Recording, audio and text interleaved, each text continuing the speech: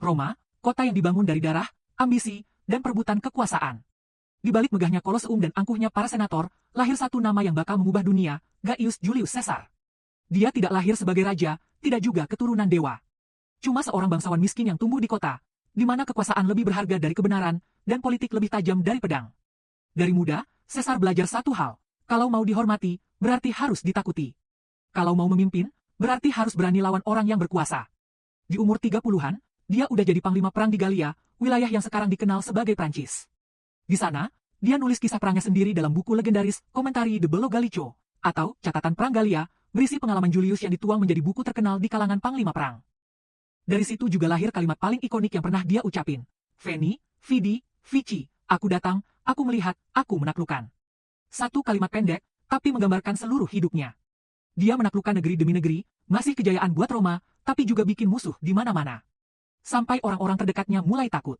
Karena di balik keberaniannya, Caesar punya mimpi yang lebih besar dari republik itu sendiri. Yaitu jadi penguasa tunggal. Sistem di pemerintahan di Roma pada saat itu adalah republik di mana dua pemimpin memimpin setiap tahun, tapi kekuasaan sejati bukan di tangan penguasa. Kekuasaan itu ada di tangan Senat Romawi. Senat itu, bangsawan dan jenderal tua, yang nentuhin arah perang, pajak, sampai hukum negara. Mereka bisa ngangkat pemimpin. Dan jatuhin kapan aja. Kalau dibandingkan dengan zaman sekarang, Senat itu mirip DPR di Indonesia, bedanya bukan rakyat pilih Senat, tapi bangsawan yang warisi kekuasaan dari generasi ke generasi, cuman samanya sama-sama suka bikin onar.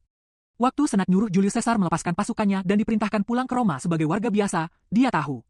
Itu sama aja kayak jalan ke kematian. Dia tahu perintah itu bukan sekadar perintah, itu jebakan. Maka, pada malam di tahun 49 sebelum Masehi, Caesar berdiri di tepi sungai Rubicon, batas antara Galia dan Roma. Menatap air di bawah sinar bulan, lalu berbisik pelan, alia iacta est, dadu telah dilempar katanya. Dengan satu langkah itu, Caesar langgar hukum, mulai perang saudara, dan mubah sejarah selamanya. Roma dibakar oleh ambisi. Tapi dari abu perang itu, Caesar muncul sebagai pemenang. Ia masuk Roma bukan sebagai jenderal, tapi sebagai diktator seumur hidup.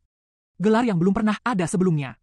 Rakyat bersorak, senat membungkuk, tapi di balik semua tepuk tangan itu, pengkhianatan sedang disusun.